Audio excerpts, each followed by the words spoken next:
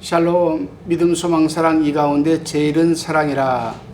오늘 하루도 여러분에게 하나님의 사랑이 충만하시기를 바랍니다.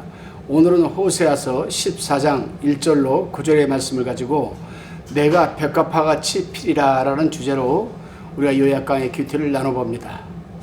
여러분, 벌써 호세아서도 오늘로서 마지막 장이 되겠네요. 내일부터는 요엘 선지자를 요약강의로 나누기로 하겠습니다. 우리는 호세아서 마지막 장을 지금 펼쳐놓고 있습니다.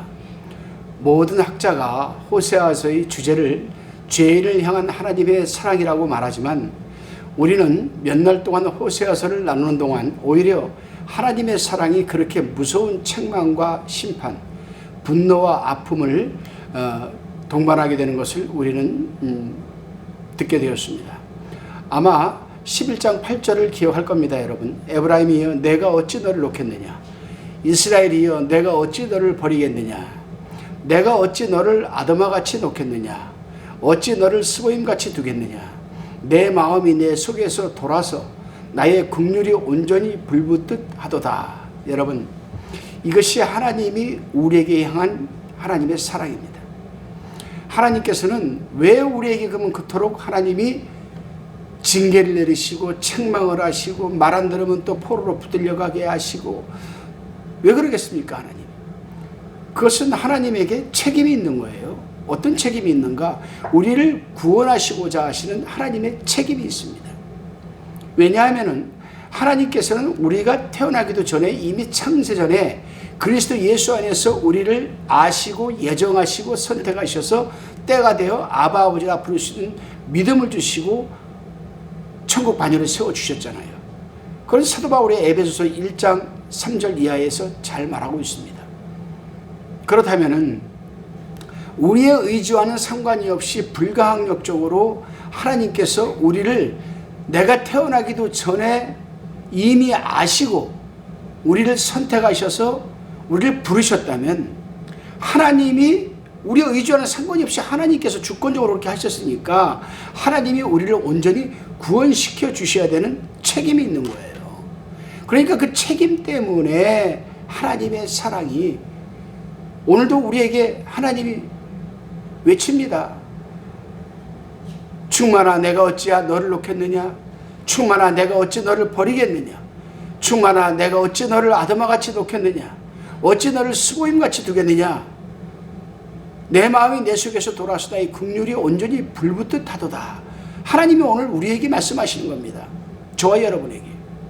하나님이 이러한 외치심은 예수님이 예루살렘을 향해 예루살렘아 예루살렘아라고 외치신 그 외치심과 동일한 겁니다. 우리는 이 외치심이 그의 백성을 향한 하나님의 영원불변하신 언약과 사랑에 기초한 것임을 우리는 호세아를 통해서 알게 되었습니다. 그러나 불행하게도 그의 백성들은 하나님의 사랑과 놀라운 축복의 계획들에 대해서 무지했습니다. 알지 못했어요. 그래서 방황과 범죄로 점철된 인생을 그들은 살고 있었습니다. 그렇기 때문에 호세아가 외치는 것은 뭐냐면 하나님을 알자. 하나님을 알아야 된다. 알아야 된다. 여러분은 하나님을 얼마나 알고 계십니까? 이제 호세아는 14장을 통해서 결론적으로 전체적인 메시지를 간결하게 요약하고 있습니다. 호세아는 이스라엘 백성들을 향해 하나님께로 돌아오기만 하면 이렇게 말합니다. 돌아오기만 하면 하나님이 그들을 백합화같이 다시 피어나게 하실 것이라고 지금 호소하고 있어요. 그래서 호세아는 회개를 촉구합니다. 본문 1절입니다. 이스라엘아 내 하나님 여호와께로 돌아오라. 내가 불의함을 인하여 엎드려졌느니라. 여기서 불의함이란 히브리어로 아원이라는 단어를 썼습니다. 아원.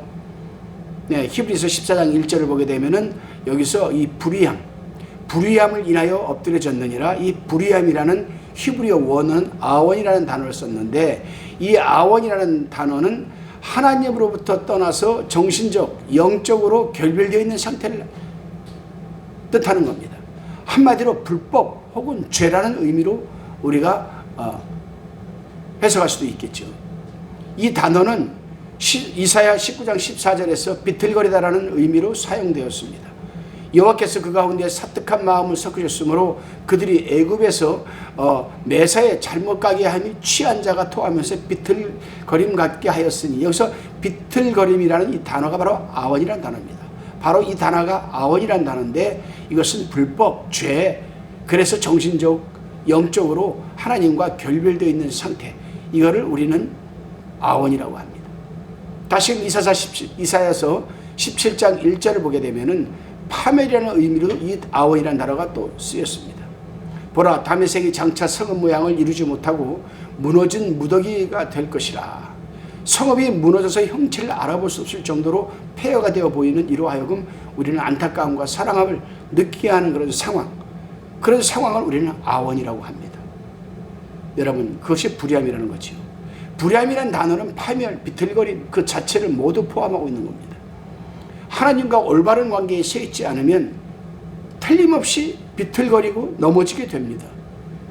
불법은 넘어지고 비틀거리는 속성을 가지고 있기 때문에 불의함은 영혼을 피곤하게 하고 비틀거리게 하고 삶이 서서히 무너지게 하는 속성을 가지고 있습니다. 그러므로 호세아 선지자는 그들을 다시금 초청을 하는 거예요. 본문 2절 말씀입니다. 이스라엘아, 내 하나님 여호와께로 돌아오라. 어떻게 그럼 돌아와야 하는가? 너는 말씀을 가지고 돌아오라는 겁니다. 말씀을 가지고 돌아오라. 많은 그리스도인들이 보게 되면요, 교회는 잘 나가요. 기도도 좀 합니다. 근데 성경 말씀은 읽지 않아요. 들으려고 하지도 않습니다. 이게 잘못된 거죠. 그렇게 되게 된다면 바로 아까 말씀대로 불의함, 아원으로 우리는 빠져들고 맙니다. 그런데 호세아는 2절에서 세 가지를 간구하라고 가르치고 있습니다. 하나님 말씀을 멀리하는 자들, 말씀을 가지고 들어오지 못하는 자들에게 하나님은 세 가지를 간구하고 있어요.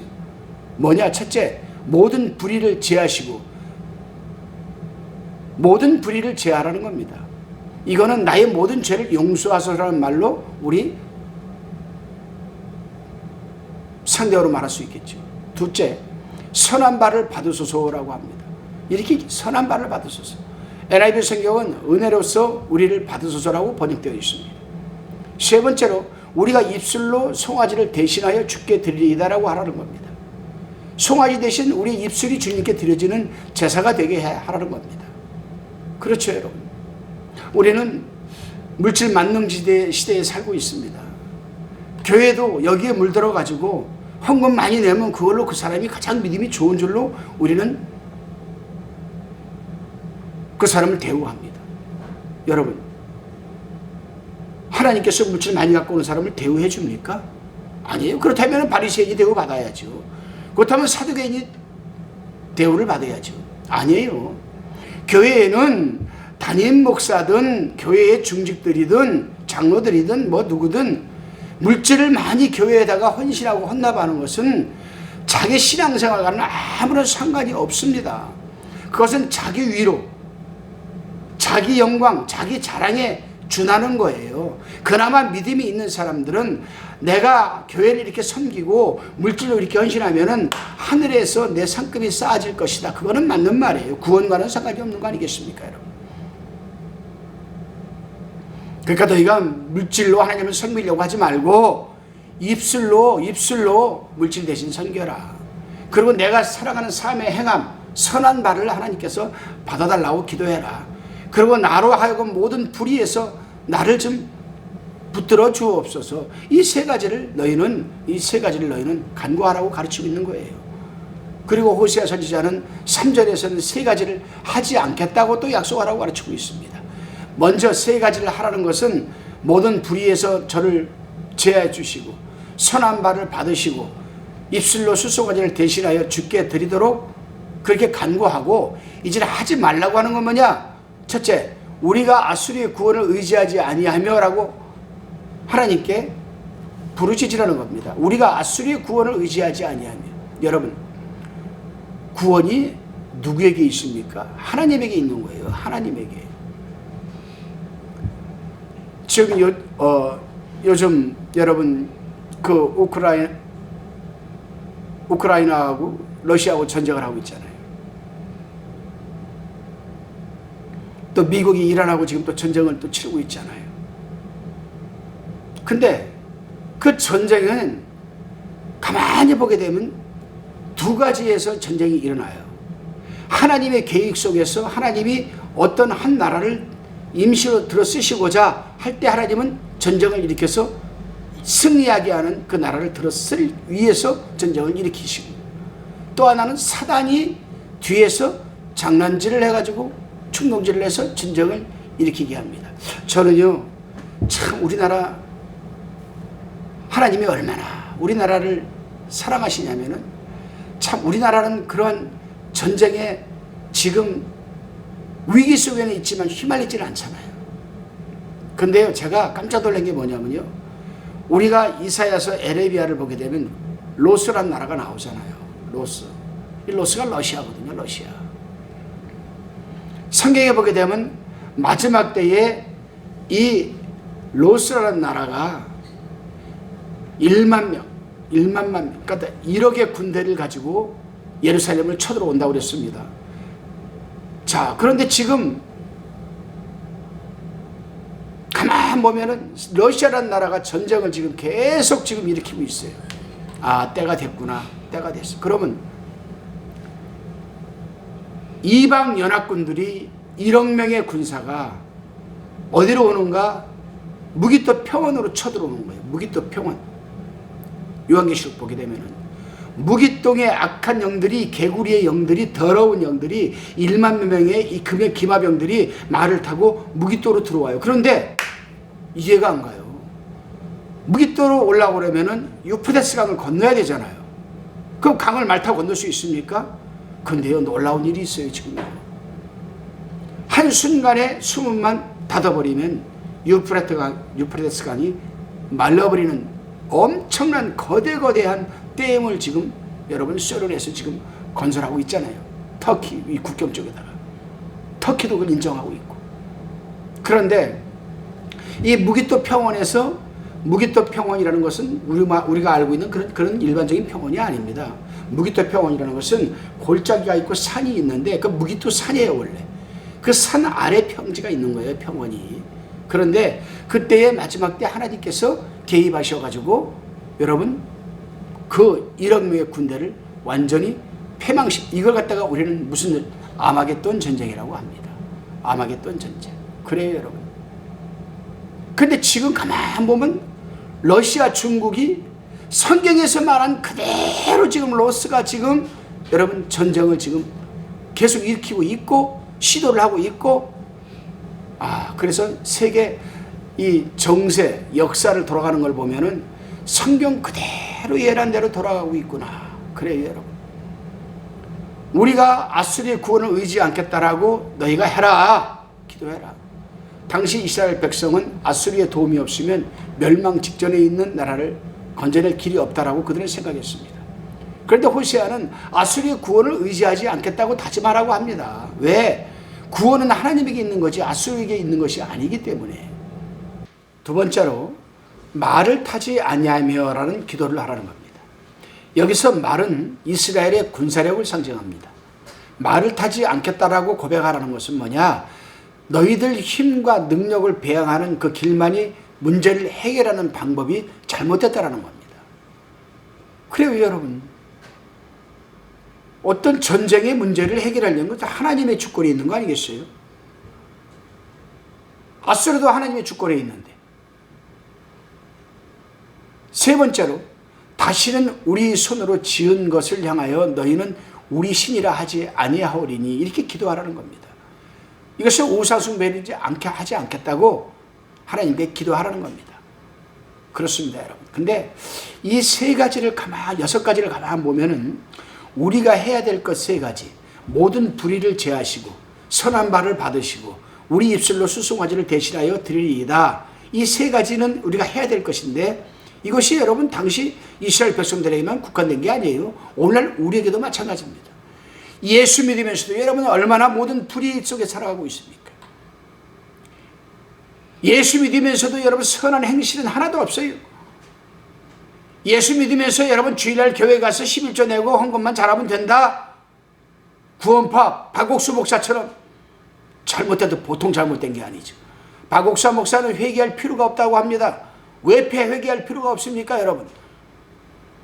그들은 예수님께서 십자가에서 아버지와 저희들의 죄를 사하여 주옵소서 다 이루었다. 예수님께서 이미 과거, 현재와 미래의 모든 죄까지 다 사해 주셨기 때문에 회개할 필요 없다고 합니다. 그럴까요, 과연? 그러면 뭐 오늘날도 사람 죽이고 뭐 술 먹고 뭐 담배 피고 뭐 다 하고 돌아다녀야죠. 그리고 하지 말아야 할 것 세 가지 오늘날 우리에게도 적용이 되죠. 우리가 아수리의 구원을 의지하지 아니하며 내가 어려움에 처했을 때 나보다 더 큰 환경과 백그라운드를 가지고 있는 그런 사람에게 의지하여서 이 문제를 해결하려고 하는 걸 하지 말라는 겁니다. 배후에는 하나님이 계시기 때문에. 두 번째로 말을 타지 아니하며 그래요. 자신의 힘과 능력을 배행하는 길만이 내 문제를 해결하려고 할 수 있는 방법이다.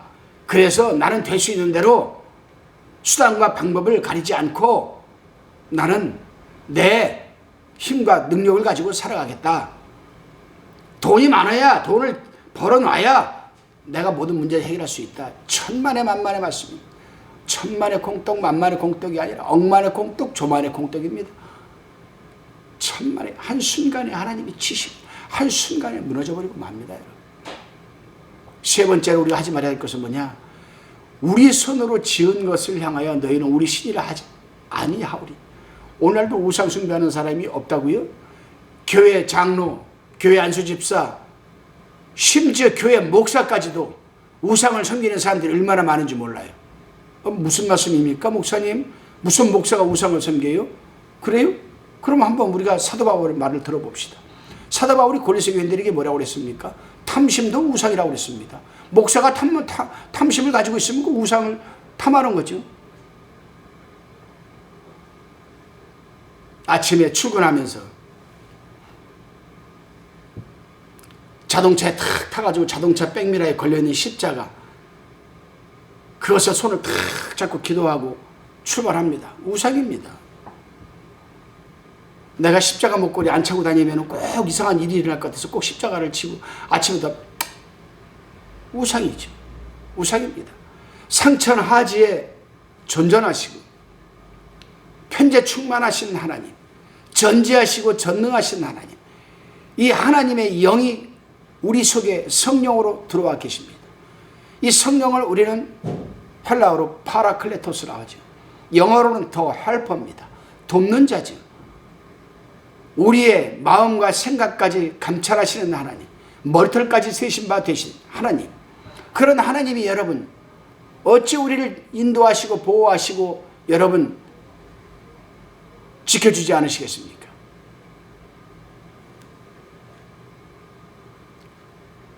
그래요. 이제 호세아는 마지막으로 이렇게 고백하라고 가르칩니다.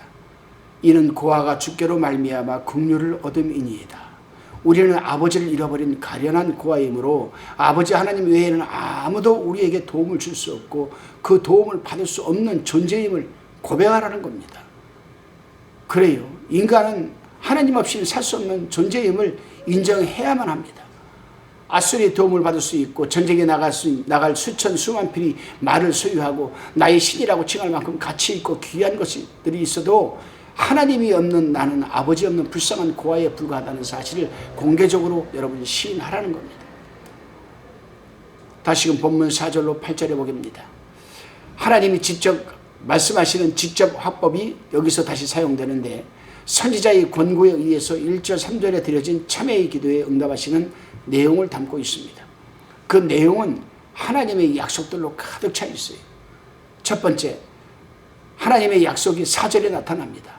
어떻게 나타나는가? 내가 저희의 패역을 고치고 즐거이 저희를 사랑하리니 나의 진노가 저에게서 떠났음이니라. 아멘. 내가 저희의 패역을 고치겠다는 겁니다. 이 고친다라는 여러분 고친다라는 이 컨셉, 고치겠다는 컨셉 속에는 여러 장르가 있어요. 하나님이 즐겨 사용하시는 방법이 포로로 붙들려 가는 게 있고 자연재해를 통해서 여러분 어려움을 얻게 하는 게 있고 질병을 통해서 어려움을 겪게 하는 게 있고 뭐 여러 장르가 있습니다. 그러니까 하나님이 너희의 패역을 내가 고치겠고 즐거이 저희를 사랑하리니, 그 패역을 고치고 난 다음에 하나님은 기쁘게 즐겁게 우리를 사랑한다는 거예요. 그리고 하나님의 진노가 우리에게서 떠났다는 겁니다. 하나님은 그분이 우리의 패역을 고칠 것이라고 약속하십니다. 여기 사용된 시제는 단순 미래가 아니라 의지 미래 시제입니다. 반드시 그렇게 하겠다라는 겁니다. 그리고 여기서 고친다라는 히브리어는 여러분 라파입니다. 라파. 이 라파라는 단어는 치료하다, 건강하게 하다는 의미의 단어입니다. 이 단어는 주로 하나님이 개입이 없이는 치료될 수 없는 질병을 고칠 때 사용되는 단어, 여호와 라파입니다. 그래서 고친다라는 개념 속에는 라파, 치료하다는 개념이 있겠지만은 이 라파라는 이 단어 속에는 여러 가지가 또 있어요. 라파라는 여러분 이 주체가 있습니다. 컨셉이 있어요. 이 안에서 나오는 장르는 무지무지합니다, 여러분. 환경도 고치고 자연재해도 고치고 인간도 고치고 질병도 고치고 귀신을 쫓아내고 뭐 여러 가지가 있습니다. 이걸 우리가 라파라고 해요. 하나님이 개입 없이는 절대로 고칠 수 없는 것. 하나님이 개입하셔서 하나님만이 고치는 것, 이거를 우리는 야훼 라파라고 합니다. 여호와 라파. 하나님의 치료하심. 하나님이 이제 계속 말씀하십니다. 4절입니다. 나의 진노가 저에게서 떠났음이니라. 이제 진노에 대한 두려움에서 벗어나라는 겁니다. 여기서 사용된 시제는 현재 분사형입니다. 현재 분사형. 과거 어느 시점에서부터 진노가 그의 백성들로부터 떠나고 있었다는 사실을 말해주는 거고, 지금 현재 나는 평안하다. 아주 마음이 평안해. 계속해서 하나님은 본문 5절로 8절에서 회개하는 이스라엘 백성들에게 물질의 축복과 삶의 회복을 약속하고 계십니다. 5절 말씀입니다. 내가 이스라엘에게 이슬과 같으리니 저가 백합과 같이 피겠고 백합화 같이 피겠고 레바논 백향목 같이 뿌리가 박힐 것이라. 여기서 백합화라는 이 뭐냐, 어떤 꽃이냐, 가정의 정원에서 자라는 백색 백합화가 아니라 하늘에서 내리는 이슬이 아니면 살 수 없는 들이 백합화를 가리키는 거예요. 그래서 예수님이 마태복음 6장 28절에서 뭐라고 했습니까? 들이 백합화가 어떻게 자라는가 생각하여 보라 말씀하실 때 나오는 백합화와 똑같은 여러분 백합화입니다. 그러니까 우리가 흔히 꽃집이나 가정에서 볼 수 있는 백합이 아니고 들에서 자라나는 야생 백합화를 얘기하는 겁니다. 따라서 하나님이 저가 백합화같이 피겠고라고 말씀하시는 것은 이스라엘 백성이 놀라운 속도로 회복될 뿐 아니라 회복과 축복의 기간이 레바논의 백향목이 뿌리를 내릴 만큼 충분한 기간이 될 것이라고 약속하는 겁니다. 여러분 한번 생각해 보십시오. 자, 여러분 백합화는요, 가정 우리가 관상용 백합화가 있죠. 그런 사람이 인본주의 인위적으로 물을 줘야 돼요. 사람이 물을 줘야 그 백합이 살 수가 있습니다. 근데 들이 백합화는 하늘의 이슬을 맞아야만 여러분 백합이 필 수가 있는 거예요. 하늘의 이슬이 없으면 절대로 필 수가 없죠. 그래서 여러분 이 백색 백합화, 즉 하늘에서 이슬을 맞아야만 꽃을 필 수 있는 백합으로 여러분 이스라엘 백성들을 얘기하는 겁니다. 하나님의 도움이 있어야 너희가 물질도 얻을 수 있고 행복하게 살 수 있다. 따라서 하나님이 저가 백합화같이 피겠고라고 하신 것은 이스라엘 백성이 놀라운 속도로 회복되고 회복과 축복의 기간이 레바논 백향목이 뿌리를 내릴 만큼 충분한 기간이 될 것이야 약속하는 거예요. 레바논에 있는 여러분 그 백향목 아시죠? 쭉쭉쭉쭉 뻗어가는 거. 쭉쭉 뻗어가는 거. 그게 여러분 그 백합화가 하늘에 닿을 만큼 백향목이 올라가는데 그 뿌리가 박히려면은 여러분 오랜 시간이 걸려야 되잖아요. 그러니까 하나님께서 내가 너희를 고친 다음에 너희에게 즐거이 사랑한다. 그럴 때 너희는 들이 백합화같이 피겠는데 한순간이 아니라 레바논의 백향목이 오랜 세월 동안 땅에 뿌리를 받고 있는 것처럼 오랜 기간 동안 너희들이 축복을 받을 것이라는 겁니다, 여러분. 그리고 새로운 시대가 열릴 것이라고 말씀하십니다. 6절입니다. 그 가지는 펴지며 그 아름다움은 감람나무와 같고 그 향기는 레바논의 백향목 같으리니 그 가지는 펴지며라고 펴지며가 아니라 퍼지며 새로운 싹이 갑자기 터져 나와 자라나는 상황을 의미하는 거죠. 그 아름다움은 감람나무와 같고 그 향기는 레바논의 백향목 같으리라. 이것은 새로운 시대의 도래를 상징하는 여러분 말씀입니다.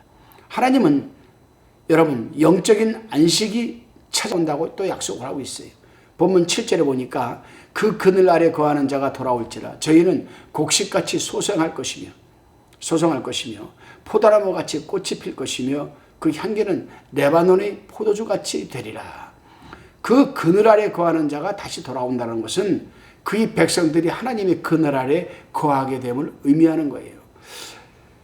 당신의 백성들이 잠시 동안 우상에 빠지고 먹고 입고 마시는 것 때문에 우상을 섬기고 세속적인 사람이 되었지만은 하나님이 그들을 불의에서 돌아오게 하고 고친 다음에는 그들이 다시금 그 그늘 아래 하나님 품으로 돌아와서 거하게 된다는 것을 말하는 겁니다. 이것은 하나님과의 관계 회복, 이 관계 회복이 가져오는 최상의 안전과 행복을 의미한다고 볼 수가 있습니다. 그렇습니다, 여러분. 하나님의 백성이 세상에 굴복하지 않고 세상을 다스리고 호령하면서 살 수 있는 것은 하나님 만물이 주제이시며 주인이시다라는 고백을 통해서만 가능한 겁니다. 에브라임이 그랬습니다. 내가 다시 우상과 무슨 상관이 있어요라고 고백할 때 하나님이 약속합니다. 어떻게 해요? 8절입니다. 저를 돌아보아 대답하기를 나는 푸른 잣나무 같으니 내가 나로 말미암아 열매를 얻으리라. 여러분, 열매 맺는 능력이 인간에게 있는 것이 아니라 하나님께 있다는 사실을 가르쳐 주는 것이죠. 예수님도 요한복음 15장 5절에서 동일한 말씀을 하셨습니다. 나는 포도나무여 너희는 가지니 저가 내 안에 내가 저 안에 있으면 이 사람은 과실을 많이 맺나니 나를 떠나서는 너희가 아무것도 할 수 없습니다. 그러나 많은 사람들은 항변하고 싶을 겁니다. 신앙생활 잘하지 않아도 먹고 사는데 지장이 없었고 나름대로 열매 맺으면서 살아왔는데 꼭 교회를 나가야 되냐? 이렇게 말하는 사람들이 있습니다. 그러나 그런 세속적인 열매는 우리가 이 세상을 살 때 잠시 시장길을 채워줄 뿐이지 영원한 생명의 양식이 될 수는 없는 것 아니겠습니까? 여러분, 지금은 우리가 먹고 입고 마시고 걸어다니고 말할 힘이 있으니까 여러분 저 위에 생각 안 합니다. 위를 안 쳐다보고 아래만 쳐다보고 살아가요. 그러나 우리가 어떠한 일로 인해서 목숨이 생명이 경각적인 시간에 딱 임했을 때 두려움이 엄청 몰려옵니다. 제가 그거를 지켜봤어요.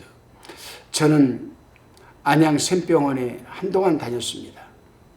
거기 호스피스 병동에 암 환자들이 있는데 거기 말을 들으니까요.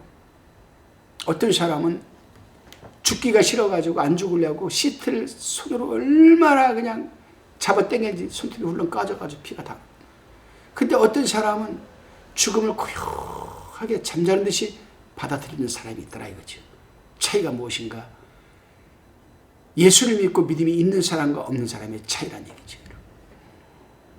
간증입니다마는 저희 어머님이 그랬습니다. 평생을 기도로 사시고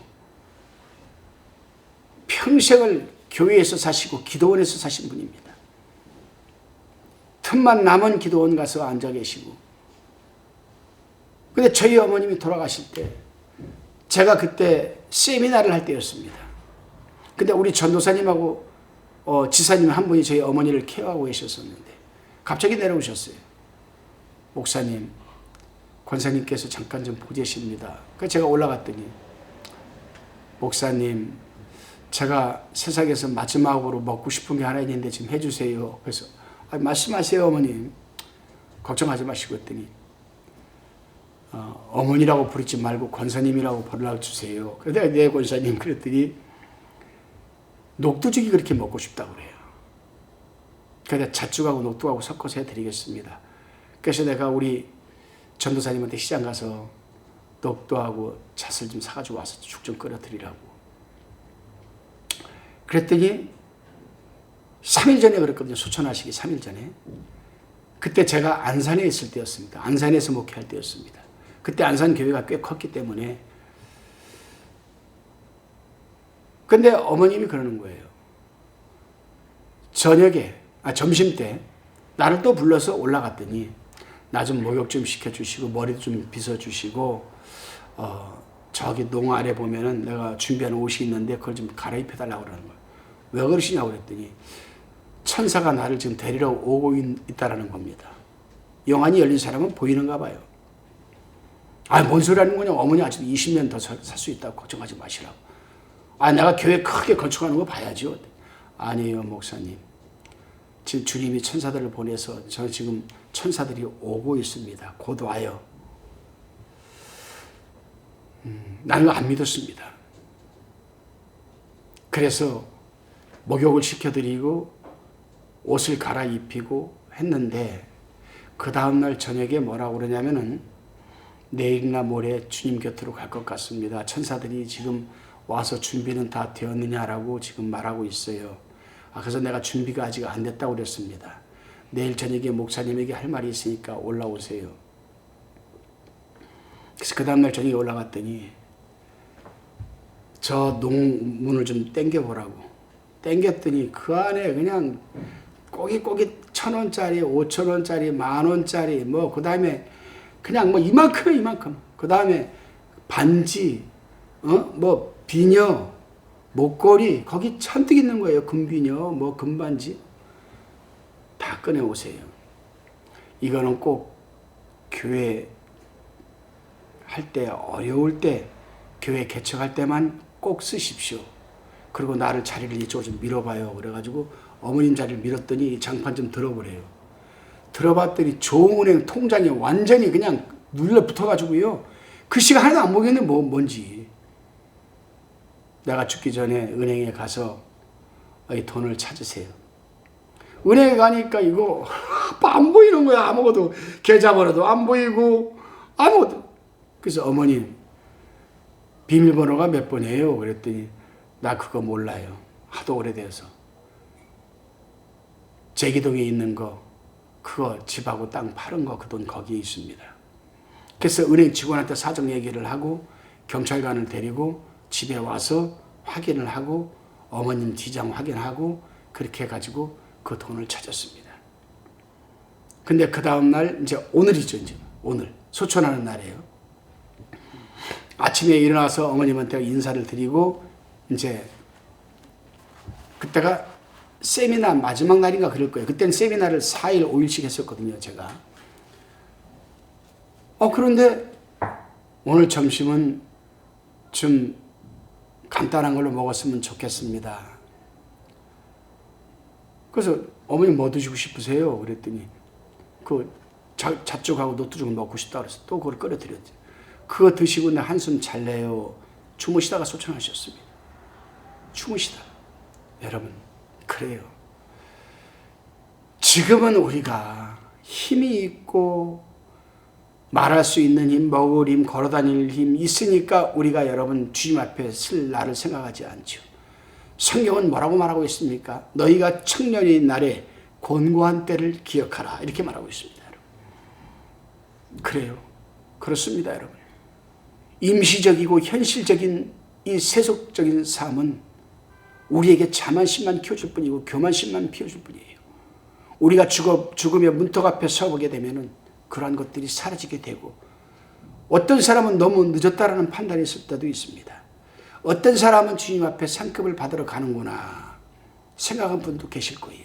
전자든 후자든 선택권은 이 마지막 히든 초이스 카드는 우리에게 있습니다. 여러분.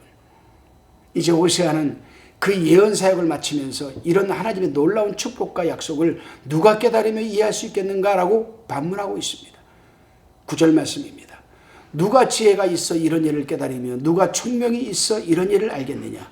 여호와의 도는 정직하니 의인이라야 그 도에 행하리라. 그러나 죄인은 그 도에 거쳐 넘어지리라. 호세아는 지혜롭고 총명한 사람은 자신의 메시지를 통해 세 가지 교훈을 얻게 될 것이라고 또 말하고 있습니다. 첫째가 여호와의 도는 정직하고 옳으며 반드시 성취된다. 둘째, 의인만이 그 도를 행할 수 있다. 셋째, 죄인은 그 도에 걸려 넘어진다. 여러분, 호세아는 여전히 그 선택을 이스라엘 백성들에게 맡긴 채 긴 예언을 마치고 여러분 오늘 우리에게도 세 가지는 하지 말 것, 세 가지는 꼭 해야 할 것 말하고 있습니다. 여러분 다시 한번 곰곰이 들어보시고 여러분에게 이 호세아의 메시지가 신비에 새겨지기를 기원합니다. 기도하시겠습니다. 주님, 하나님의 말씀은 정직하고 옳기에 진리입니다. 그리고 예언의 능력과 성취의 능력이 공존하고 있음을 믿습니다. 그러기에 우리는 늘 하나님의 말씀을 지키고 행하여야 할 것인데 악인만이 그렇게 할 수 있는 건 아닙니다. 오직 의인만이 그렇게 할 수 있다라고 호세아의 외침을 들었습니다. 우리가 오늘도 죄인이 되어 그 말씀에 걸려 넘어지게 하지 마시고 그 말씀에 도를 행하는 의로운 삶을 살 수 있도록 도와주옵소서. 감사드리옵고 예수님의 이름으로 기도드리옵나이다. 아멘.